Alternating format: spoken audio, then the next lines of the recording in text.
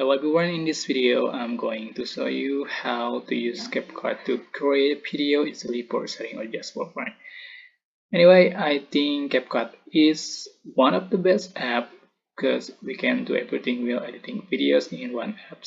So how to make an edit on CapCut?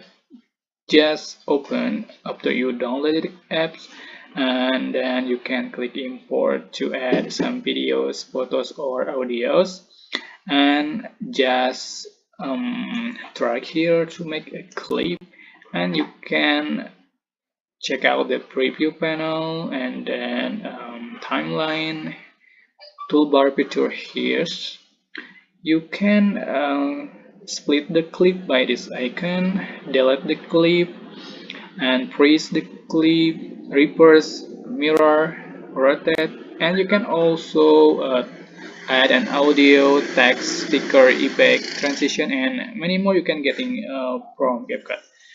So after finish editing the video, you can click the export button in the top right corner, and I think this video is especially for those of you who are using CapCut video for the first time. So if you find it useful, don't forget to click like, comment, share, and also subscribe, and you can click thanks button for appreciation and it's your thanks.